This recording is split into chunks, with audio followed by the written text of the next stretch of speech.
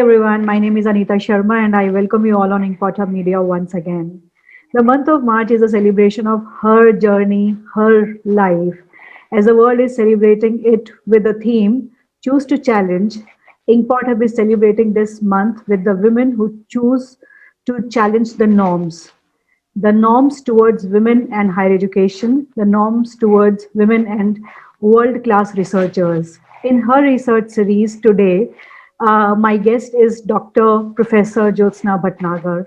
Let's join hands together and welcome her. Hello, ma'am. Welcome you on INKPOTHUB Media. Thank you, Dr. Anita Sharma, for this humble invitation. I am really honored to be part of this journey. I'm equally happy to have you on INKPOTHUB Media. Professor Jyotsna Bhatnagar is professor in Dean Graduate Program at MDI Gurgaon, and she is working in the area of HRM. She's a Ph.D. from IIT Delhi. She started her academic career at IIM Ahmedabad in 1990 and has over 30 years of corporate and academic experience with more than 4,500 citations, more than 100 papers, and multiple research and teaching awards. Ma'am, if I ask you one question, if you look back and reflect, how does it feel? Thank you so much, Anita Sharma-ji, for inviting me to this forum. I'm really honored to be part of your journey. It feels awesome. It feels very nice to be here in this position and live your dreams and create documents and curate content for young minds to read and study and think about and critically question is a dream come true for me as a researcher, as a teacher. So, ma'am, in your long academic career, you might have had multiple experiences, memorable experiences, or some challenges. Tell me some of those incidents that shaped you completely as an individual. Thank you, Anita, for asking that question. I started my career in 1990 at IIM Ahmedabad, and I had just got recently married a year before that. And I had a small baby after 2 years there itself. And within a year of having my daughter, I joined Ahmedabad. So, and it is God's blessings that I was given that opportunity, and I had support from my husband, Arvind, to go ahead and do it. It was very, very challenging, attending the classes, attending the audit classes there at Ahmedabad, learning everything, and yet be ready with your questions, in the morning. So we would, burn the midnight candle, and I would work. My husband would take turns in looking after my daughter and me, and then giving me time to study. And we had to actually create certain ways. That was the biggest challenge there, but I had a lot of support from my family. And then as we went forward to IIM Ahmedabad, I had gurus like Professor T.V. Rao, Professor Ramnarayan, Professor Indra Parikh, Professor Deepti Bhattagar, Professor Pestanji, Professor Jagdeep Chokar, who saw whatever they saw the spark or the light. I still remember one of the professors said that, okay, what's your name? And I said, my name is Jyotsna. And he just said, that's light. Okay. And that changed a lot of things in me, and said, wow, that's a different way of doing it. So with that light, ignited at IIM Ahmedabad, I went forward, and there was a lot of mentoring there, which had actually influenced my thinking of doing research. I would see I was put straight away into, reading Administrative Science Quarterly, or, going into, international journals and MIT, and I remember LDOG, Learning and Development Organizational Journal, Organizational Dynamics. That was part of my everyday reading there, and that shaped me because I was doing work for the professors, but it shaped my thinking a lot, and it actually carved my career towards research. That was the first. Then came, of course, IIT Delhi, where international publications, statistics was very important. I had a block for mathematics, and I developed it in such a way that I actually could, mastered statistics. I mastered the R. I did it 2 to 3 times. I taught at IIM Indore also at that time, and I redid a lot of things that myself at IIT Delhi focused 2.5 years, but I mastered statistics myself. and I learned it at the MA level. I learned it again at Ahmedabad. I learned it again at XLRI, and then of course at IIT Delhi. I could shine there. Then the influence, of course, came at Harvard Business School, where I was nominated by MDI as a high performer, and I went there. And the way the professors would, respond in classes. I remember we had interacted with Professor Rohit Deshpande, and he had a lot of swag, and he was presenting his case there. I said, "Is it drama that you're doing?" He said, "Yes, pehchana kya?" That was Amitabh Bachchan. He said, "Yes," and he said, "Yes, it's important to bring that kind of maybe a performance in class, or the way you deal with your research, and bring the protagonist into the class and say, yes, it is there." So that was a major influence on me in terms of case writing. And I was fortunate enough and blessed enough to get an opportunity for Harvard Business School there, and Harvard Business Review. 2 articles happened in that. So, and then of course, Professor Anuradha Sharma at IIT Delhi would walk the talk with me. She would walk with me and ask me difficult questions, personal questions, put me at ease in my personal.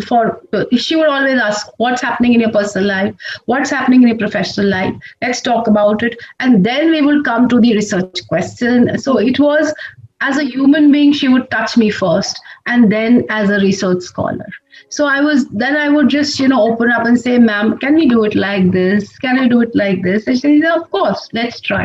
Let's do experiment." So she was that human being who touched me at that level and said, "Wow." In our informal conversation, you once mentioned about her role in shaping your statistical part in your research, because that was a very interesting conversation you told me about. Yeah. So when I went for my first examination, that is the selection examination, she picked up my research papers and asked me questions. And she's asked me questions on what is strategy. And I was strategic HRM professor also at a place. So I was prepared for that. I said, "Oh, strategy here?" She said, "Yes, you've written you want to work in strategic HRM. So first tell me what is strategy and what is your reading." I was fortunate enough to be at Ahmedabad or XLRI, so I had that background and I could do that. Then she said, "Okay, how much of statistics you know?" And I had a major viva in my selection round only. So I told whatever I had to, the basics.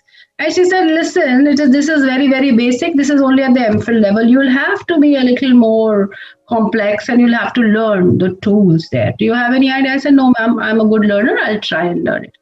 So, and I was immediately thrown into the statistics domain. I learned everything. I already knew a lot of things, so complex one, but more on that. And I learned the tools, SPSS, AMOS, etc. And lo and behold, the examiner that I got was the statistician from IIT Kanpur. And he asked the toughest questions he could in the viva, but I was prepared. I said, "Yes, because I've seen all types." And she would ask the questions. Why is the reliability like this? Why is the validity like this? I missed out on basic step on cleaning the data, and I was working at Indore at that time, and I had done my analysis and I was ready with that. I went back with my analysis and she said, "Why is the N coming so different? Something is there. Okay, let me go and check with Indian Institute of Statistics. And I will check and come back to you that is this allowed or is there something else?" So I said, "Oh my God, I've done something which is not right. Okay, let me see." So I waited for 2 days. Then she called me back. She said, "I checked and I think you'll have to redo everything. Please go back and redo." Oh my God, okay. The entire world. What did I? She said, "One simple step, you did not clean the data." I said, "Ma'am, will it be ethical?" She said, "Of course, if your data is, the outliers, you'll have to remove that. If you've not done that, sorry." So even if you've done it to that level. So I did it again, and I did the entire discriminant variable analysis and regressions, and the pre-HEResearch was not there, but the reverse causality and all my statistical tools were used again, and I became a master in that because I redid it myself. with the justification as to why am I using it. Then she said, now you do qualitative. I said, ma'am थोड़ी तो खत्म हो गया. I said, नहीं, अब इसका qualitative side देखिए कि कहाँ से कहाँ पे है, जाइए देखिए, ऑर्गेनाइजेशन में जाइए, केस स्टडी भी करनी है. तो मैंने कहा मैम ये तो बहुत सारा, I had 1600 का डेटा. मैम ये तो काफी. से नहीं, इससे कुछ नहीं होगा, आप क्वालिटेटिव भी जरा जाके देखिए, पता तो करिए क्या है. So I did 5 case studies at that time. And I'm talking of 2002, 2003, and nobody had heard of mixed method. But the way she approached it, it became mixed method, and that is why I became a pioneer in mixed method in India. And because I'd done both of them and then presented it, some part of my thesis is still not published. But yeah, that was the journey and I was very, very focused. She said that I will do what you say because I want to complete it. Plus, you know that. So she had Kiran Bedi as a student with her. And Dr. Kiran Bedi was known for that, and what she has done at the human level. She would also say कि थोड़ा सा human level पे भी देखिए, नीचे से impact कैसे कर रहा है society में. So what we found was strategic HRM was not being so well done in the organizations where we have the interviews, and they would tell us, the HR professionals would share with us. So that was what paved my journey there. Okay, let's see. That was the same case at IIM Ahmedabad, where Professor Ramnarayan would also say, when I had started an organizational learning journey, he would say, go to the organization and find out how much of organizational learning is happening. Can you give me some concrete data? Evidence. So I had to go to the Scope Complex. I spoke to Mr. Dixit at that time, was a big shot, and they said I got the interview. He said, okay, give me the evidence. How is it happening? Because everybody says it's at the abstract level. That was 1996. So, I mean, I have a long journey, but then, yeah, we just did the basic work. So both the big institutes, IIM and IIT, resonated that go to the field, find out the real picture, and then connect it with your research. And that is where I think I got it right there. Of course, I have had the influence of my mother-in-law to me. She was, at her time, I'm talking of the 50s and the 60s, she was a double MA in this thing, and she was a principal herself. So she knew the value. I mean, they knew the value of academics there, and it's a lineage of academicians which are there.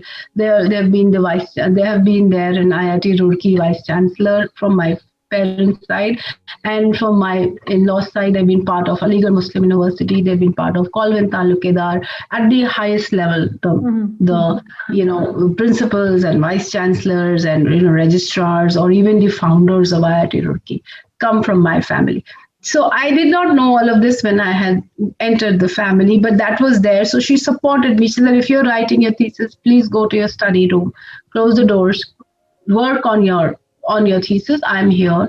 I will take care of everything. And my children, of course, used to come, and Ananya and Arjun. What is happening? Can we have popcorn? What are you doing? Why are you writing all the time? So he said, I'm writing. What are you punching on this thing? He said, I'm writing a book. I said, can we see your book? He said, yes. So when I presented it to Ananya and Arjun, that this is my book, which is there, my thesis. They said, when will you write a real book? This is, this is not a real book. I said, okay, what is the real book? So then they showed their books. This is a real book. Can you give me a book? When I edited my book for the first time, my first book came in with Professor Pawan Budhwar, who's also been an influence on me. So he said, then I presented that book to them. And my first book came with Professor Preetam Singh. And that has also been an influence on me, Dr. Preetam Singh. The way he just gave you empowerment to weave the chapters into a garland and present it there. It was a workplace, the Excel book, which I had written with him. And it's full empowerment. You're the boss. You decide. And he would just in between just ask, how is it going? What are you doing? What are you up to? Okay, this is there. Okay, let's come and sit. And then he would go and, give suggestions, write some things there in the book and say, okay, now take it forward to the next level. So that kind of mentoring and that kind of a thing, you said, you are so pious. You are looking at it. Come on, let us look at it there. And he would just sometimes, some would happen. He said, okay, forget about what has happened now. नई उमंग, नई तरंग, फिर से शुरू करते हैं. और वो जुनून लेके आओ. He said, वो जुनून से काम करो. जुनून है तुम में. तो तुम रिसर्च का जुनून हो, तो वो जुनून से काम करो. तो वो जुनून ही आ गया कि उससे हमेशा ही उस जुनून से काम किया. That is Dr. Preetham Singh who said, yes, that is the plus and you take it forward. Take it to the next level. So, out of so many papers, which paper you think today, when you look back, which paper you think has been your toughest paper so far? I'll give you two. Okay. One was my first international publication in International Journal of HRM, which was based on my thesis. It was my first international publication way back in 2005. At MDI also, for the entire MDI, I think I may be the first women writer, women faculty to have that international publication. So the review that I got and the lessons that I learned from there were immense. And since I'd written the thesis myself and everything, so that was a learning for me, which was there. And sense of I had fallen down or something had happened, hurt my back. And I just got back the review that time. And I had to respond in 2 days. So I could not write to the reviewer, look, I'm not well. I had to do it word come what may. Whether you're able to write, whether you're able to stand, what you have to do is you just go and do it. So that was a tough personal situation as well as a professional one, but I got over it. The other one was the recent paper which has won the award in Case Center and the Harvard Business Review article which I had. Harvard Business Review article, the first one which came in 2016, was it was on would you rehire a defector?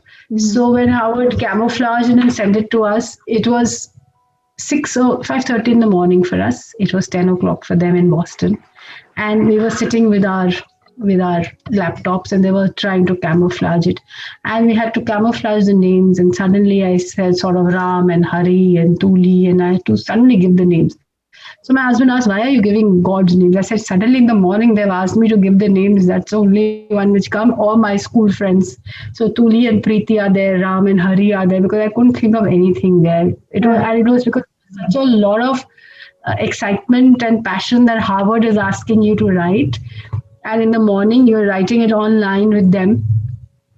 And, they're asking certain questions. So they asked this question, why would you forgive a defector in India who somebody has backstabbed? We would never do it in America.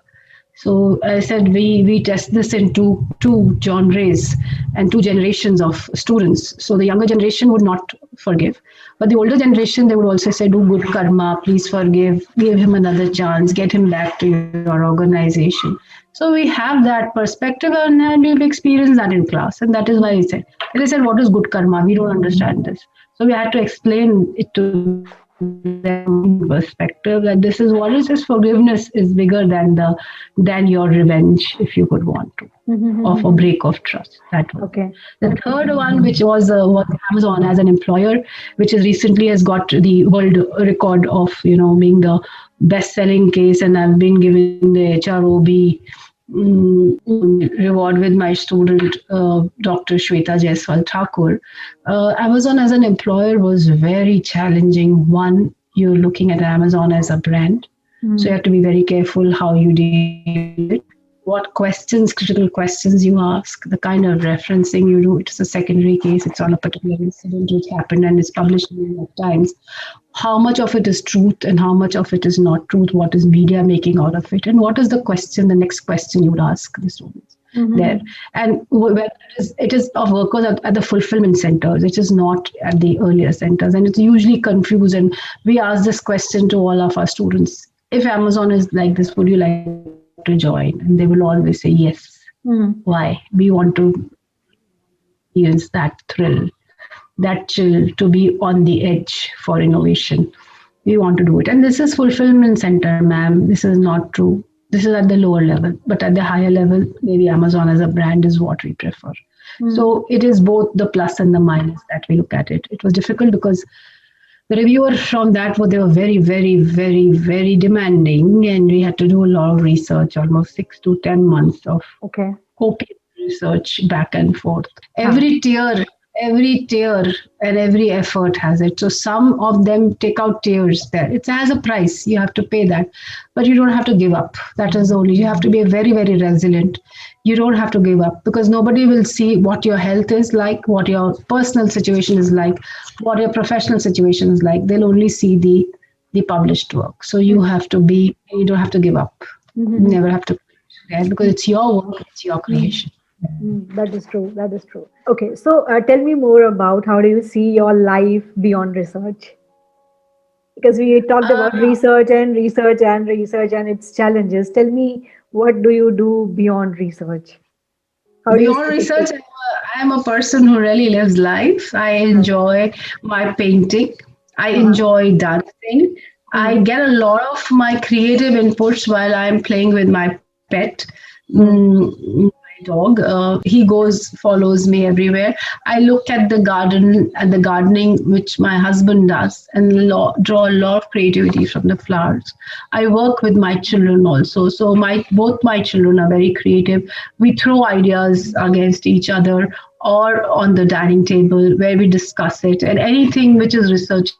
We said, why don't you question this? So many times my son Arjun has said that, okay, mom, this is the new film which is there. Maybe you can use it in your class. My daughter says, you have to watch it because you may just use it in your class or in your research. So all of us are in that domain where we are discussing a lot of academics, a lot of sports, and a lot of gardening. My husband's family is into sports, so how they rejuvenate through sports is also one of the influences which uh-huh. has on. Physically you can't do it, but you can always see it there. So we watch a lot of movies, we watch a lot of games and sports, and draw a resilience from there, that how winning and losing is all part of the game. Playing with your pets, playing with your children, playing with food that you may cook, or the gardening that my husband does, and I just admire that a lot. You get a lot of inspiration from these things. So just being quiet and just looking at the flowers and the grass, and then you just get that idea, oh, we can do this. So Mhm. that has happened many times with me there. Okay, great, ma'am. So, because we are celebrating International Women's Day, Yeah. and INKPOTHUB is celebrating her research, in Yeah. double quotes, I would say, because we are using this tagline or tag. So, I would now ask you, like, what would be your one piece of advice to young women researchers in India? My piece of advice is balance. Uh-huh. Try to balance your personal and professional together and never give up on your research. I will quote Anne Harsing here, who would say that there will always be a resting place for a research paper. So no Mm-hmm. matter how many rejects, don't give it up. Don't feel demotivated about it. Keep working on it. Keep doing it. It is your work. So the more you give to it and the more you chisel it, the magic will happen.